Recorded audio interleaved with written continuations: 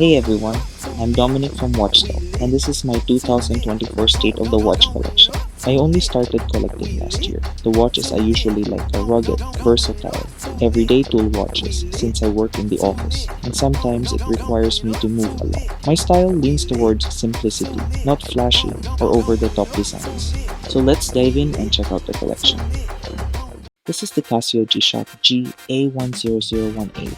This is a digital analog watch with an all-black design and white dial hands.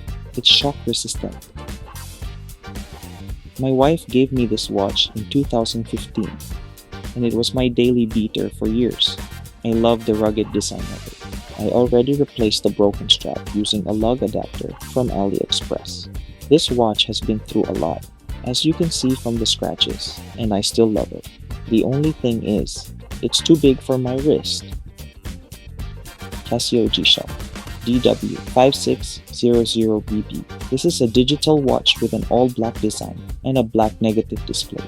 I chose it for its smaller size, simplicity, and ruggedness, perfect as an everyday beater. I use it for almost any activity, especially the timer and alarm functions. The only downside is the display isn't visible at night without pressing the light button. Despite that, it's still a great tool watch. Timex Expedition Rugged Core.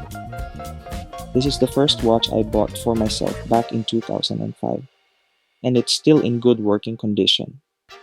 It's a quartz watch with a dial featuring both standard and military time. The bezel is fixed, showing minutes markers and showing the date function. My favorite feature is the Indiglo. Press the crown and the whole dial lights up. It originally came with a rubber strap, but I replaced it with a third-party nylon strap after the original broke. Timex Expedition Scout.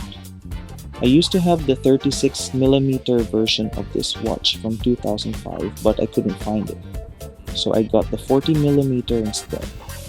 This is a quartz field watch with standard and military time on the dial and the Indiglo function.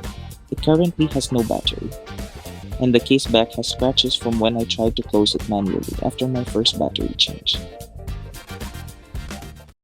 This is one of my prized possessions and my first all-steel watch. It was an anniversary gift from my wife in 2016.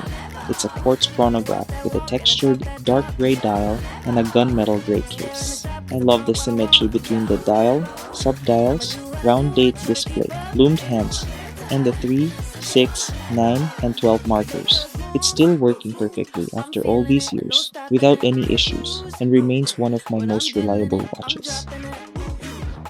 Emporio Armani Renato AR2411.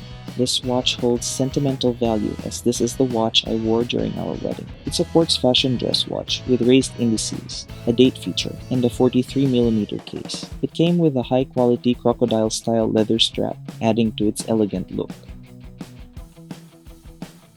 The Casio A168W, a digital retro-style watch. I bought it after seeing it in Teddy Baldassarre's video and got hooked on its design with a mix of red, blue, and yellow markers. I found it on sale on Amazon, so I picked it up. The size is surprisingly perfect for what I expected. I plan to swap the steel bracelet for a dark brown leather strap to enhance the retro look. However, I haven't used it much, so I might end up giving it away or selling it sometime. Apple Watch Series 6. I use this watch for sporty fitness activities, and sometimes for work.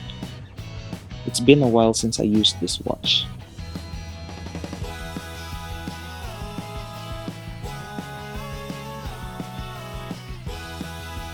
Seiko 5 Sports SRPD 65K1. This is my first dive style automatic watch. I originally wanted the gray steel with black bezel, but it wasn't available. My AD showed me this, and after trying it, I liked it right away. It's an all-black stainless steel model with white markers on the dial and bezel. It has a day-date feature, and the lume is one of the best in my opinion. Seiko 5 GMT SSK001. This is a Christmas gift from my wife and I absolutely love it. I only found out that it resembles the Rolex GMT Master 2 design. It was on my radar for a while, but I hesitated to buy it since I already have a GMT and a dive style watch.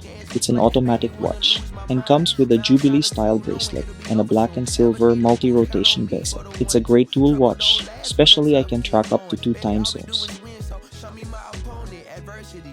Seiko 5 SRPE 55K1. This is one of my most worn watches this year, and it has a nickname of Dress KX, but I call it the Seiko Black Bay because its design is similar to the Tudor Black Bay.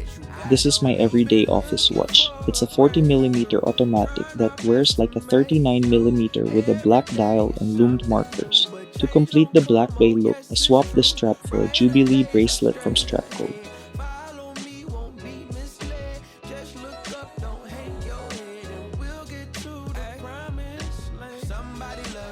Orient Bambino Small Seconds. It's an automatic dress style watch. I bought it because of the 38mm size, the white dial color, and the small seconds function.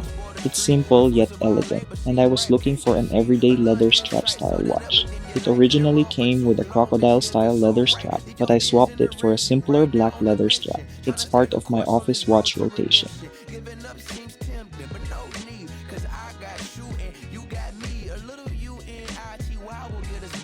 Timex Waterbury Traditional Sector. This is a quartz model with a sector dial design. I got fascinated with the sector dial style, so I searched for an affordable alternative and found this watch. It originally came with a brown synthetic leather strap, but I replaced it with a steel bracelet to mimic the look of the Baltic sector watch. In my opinion, it looks much better this way. It's part of my regular office watch rotation. Addiesdive AD2030. I believe this is a homage to the Rolex Oyster Perpetual.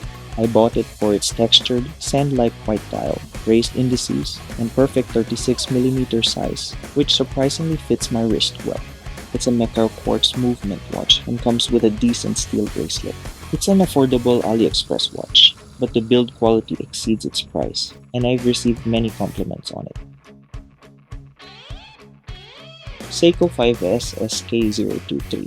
This is my very first Seiko and my first automatic watch, and it opened the door to my fascination with watches. My wife suggested it, and I've been hooked ever since. Before buying it, I made sure to see it in person, and I instantly fell in love. This is an automatic GMT with a fixed bezel and a 39mm field style case. I love the rugged tool watch concept, and this is the perfect fit for me. I've been using it daily in the office and on weekends. It's one of my most worn watches this year. To me, it feels more like a Rolex Explorer 1 than the Explorer 2, probably due to the size.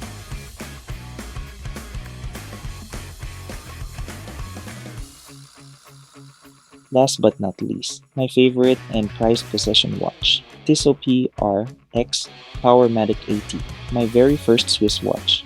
I received it as a birthday gift from my lovely wife. It's a Swiss automatic with a 40mm blue waffle dial design. This watch is well built and beautiful. It's simple, yet elegant, sporty, and it feels worth much more than the price. The dial and integrated bracelet hits just perfect, and the power reserve of 80 hours, which is impressive.